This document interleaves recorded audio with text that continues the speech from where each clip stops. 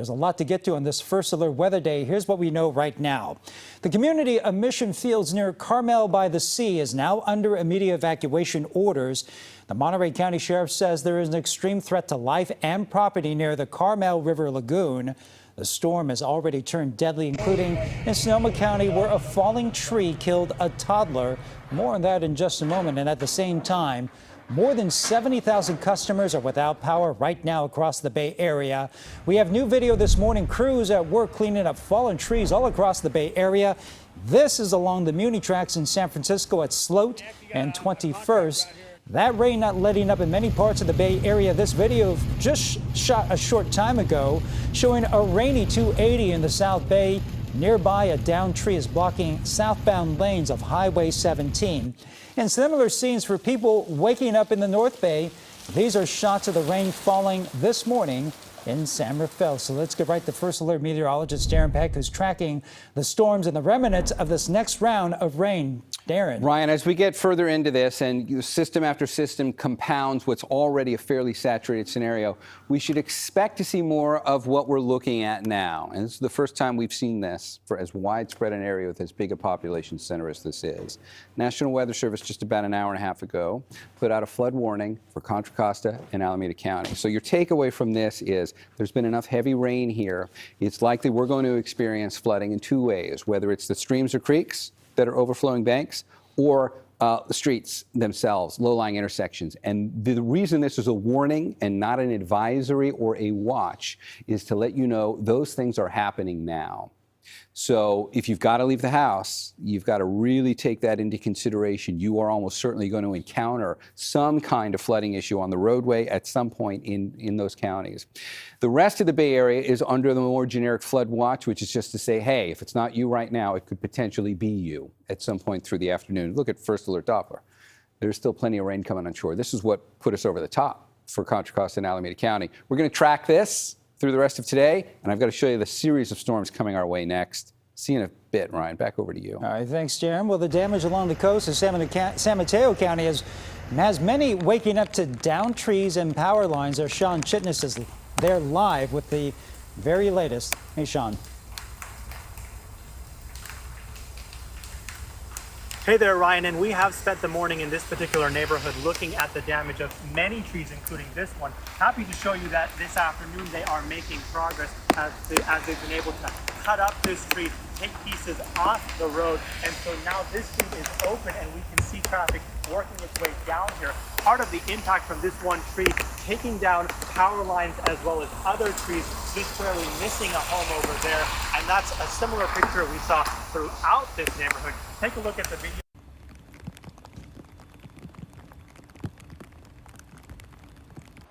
Who live in this area were really just waking up to assess exactly what they were dealing with. We spoke to a couple of them who explained that they actually had just parked their truck right next to their home, and then about an hour later the tree came down, luckily missing the car. Just barely missed the house. If the tree was any taller, it would have scraped and hit the house for sure. If it just took down one of our other trees, I think that's what we felt hit the house. I have the microphone.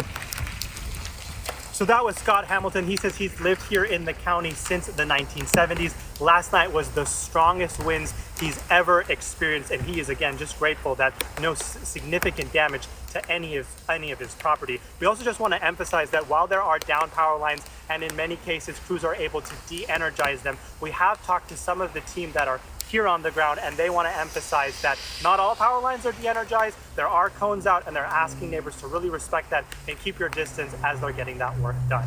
Ryan, back to you. All right, thanks, Sean. Here's a live look at the PG&E map showing the widespread outages in the Bay Area. Red triangles indicate more than 5,000 customers in the dark. The orange squares signify more than 500 impacted. Smaller outages are marked by those yellow diamonds and those green circles. And here's a breakdown of the hardest hit areas.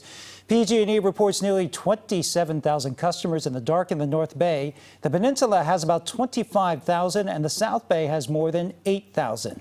Jocelyn Moran is tracking the damage on the peninsula, including at a South San Francisco gas station where a canopy came tumbling down. Jocelyn, fire crews have gone to look at some of that damage. What's the status there?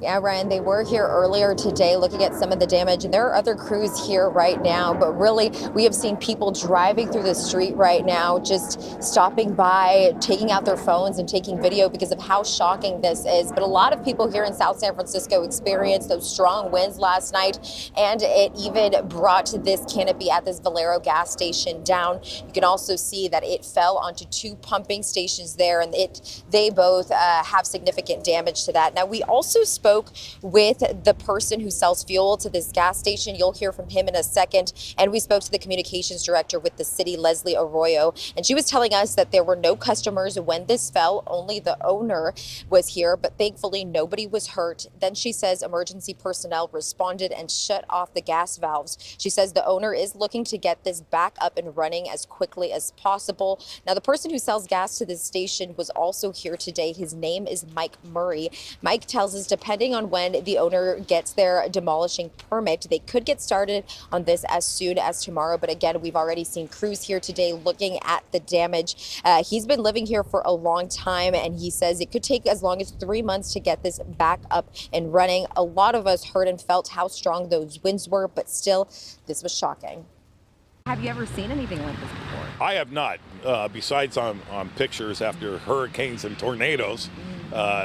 Canopies tend to stay up. You know, they're engineered and they're approved, and so you'd think that it wouldn't stand up. But the winds here yesterday were dramatic. Yeah, exactly. And, you know, we are still feeling the wind here and there. Sometimes it really wants to try to knock down our umbrellas, but still it's not as bad as it was earlier this morning.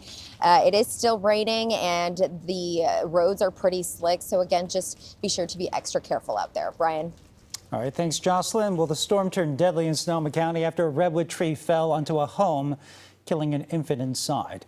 This all happened on Joy Road around 5:30 last night. The fire chief says it hit close to the home for a lot of first responders. Anytime you have a situation like this, especially with a child, everybody's emotions are a lot higher.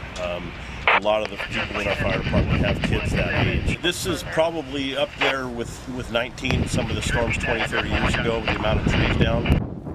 Authorities say the parents inside did not suffer any physical injuries themselves. And right now in San Anselmo, businesses are still bracing for the worst as more rain is on its way.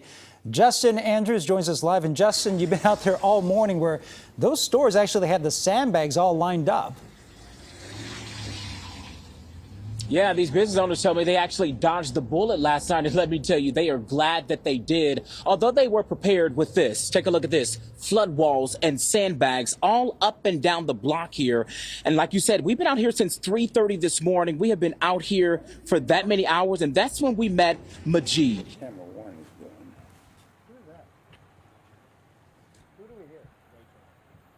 He was taking down his wooden flood wall and removing sandbags. He and so many other businesses had that fear of flooding last night, so they armed their entrances with flood walls, bracing for those creek waters to bounce over the banks and send water into their businesses, something they know all too well here. Now, Majid said he had dealt with 2 other floods before where 6 feet of water poured into his business, costing him $100,000 each time. So I asked him, will the worries return with more rounds of rain coming in to our area? Well, here's what he said.